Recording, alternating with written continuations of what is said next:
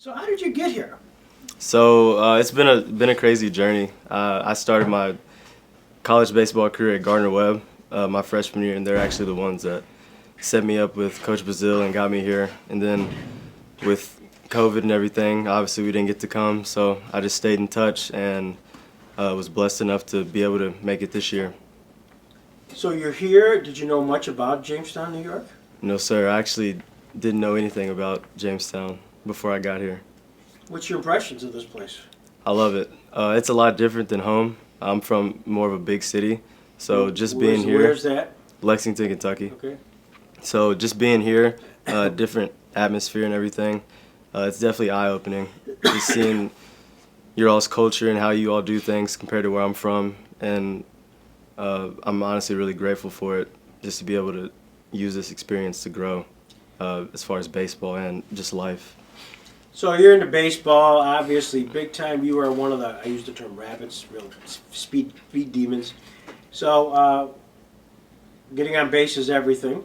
Oh yeah, You guys do it every way possible. Certainly, you're one of the great bunters, by the appreciate that. way. That's a lost art, and you got it down. But getting you on first, I assume that's kind of Jordan's goal, is to get guys on first and then make things happen. Yes, sir, for sure. As far as my game, that's probably the main thing I focus on, just on base percentage more than anything, because if I'm getting on base, then that just opens up like every aspect of my game with my speed and everything that I can help the team do just to score runs. So as long as I'm getting on base, I feel like I put myself and the team in a good position to win the ball game. Do you have the go sign when you're on first, or does Jordan?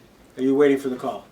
Both. So I have the green light, so I can go whenever I feel ready. Most of the time, he's given me the red light maybe twice, and it's just because of the situation of the game. Like he doesn't want to risk it, but usually it's green light. I'm good to go whenever I please. So that's usually what I do. And then sometimes he'll give me the sign to steal too. You guys, small ball becomes such a part of your team. And is that something at the beginning of the season, Coach Brazil said, hey guys, I think as a strategy we're going to do this, or did it just evolve? It was. I remember the first practice we had. We kind of had like a meeting, and he just talked about what he thought we would be able to do as far as a team and what our strengths and weaknesses were. And he, like off the bat, he said one of our strengths was just our speed and how we would be able to just be headaches for the other teams that we play as long as we're getting on base, like playing small ball and things like that. And then by doing that, it would just open up more of the long ball, home run, gap-to-gap kind of game. Surprise you somewhat? I mean, the success you've had of putting such pressure on the defense, the other team's defense. Um, I wouldn't say I'm surprised, just because like I've been playing like this for a while, so I can, when things unfold like that, I kind of expect it to, just because I know that nobody likes pressure on defense, like including myself. The pressure, it makes everyone uncomfortable, and when you're uncomfortable, you mess up. So. That's right. You've scored a lot of runs because of errors. Oh yeah. A lot of runs. Oh yeah. But none more so than that game against Geneva when JB scored the final run. Yeah. What was your reaction when all that was happening?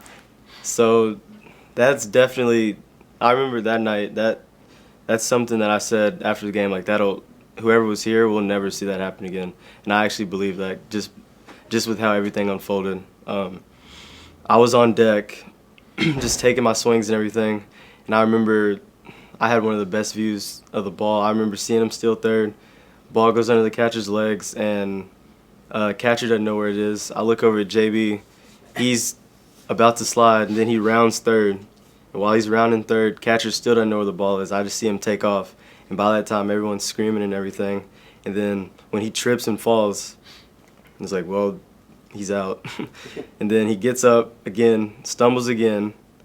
And when all this is happening, it just feels like everything's in slow motion.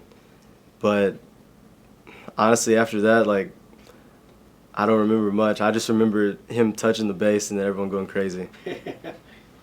You've probably seen the video of that. Haven't Oh you, yeah. here? Mm-hmm. That's fun for the books.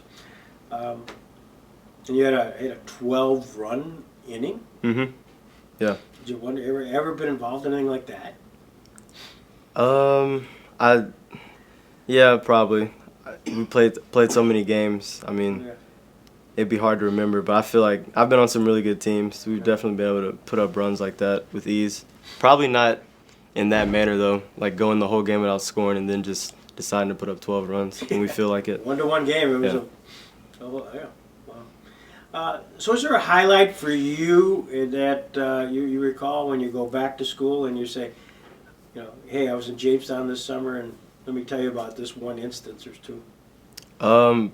Other than the situation with JB, I'd probably say to my teammates, like the most memorable moment was definitely the home opener.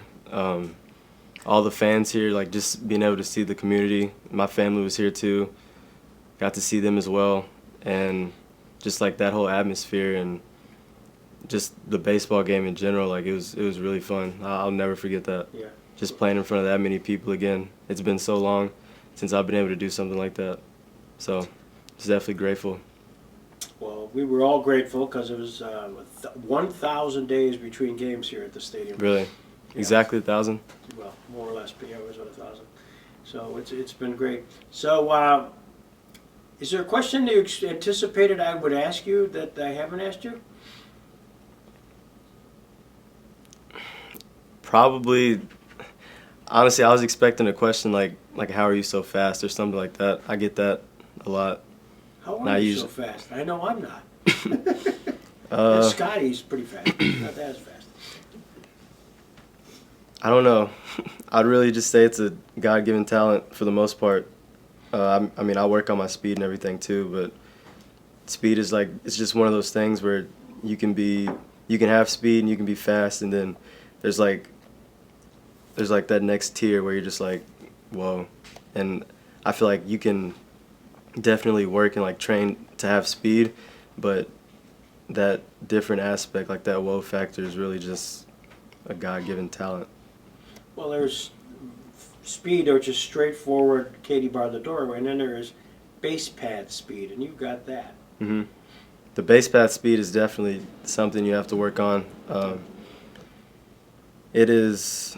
I'd say it's one of those things where most people don't really do it, and most people look over it. But it's one of those aspects where if you can master it, it can definitely help you win ball games. I know I heard a story about Mike Trout, and like obviously he's not the fastest in the league, but he's one of the faster players.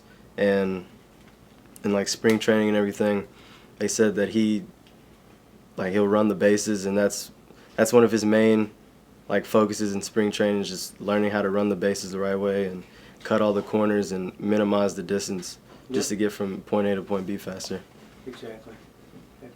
Well, thank you so much for coming in. Thank you. Thanks for having me.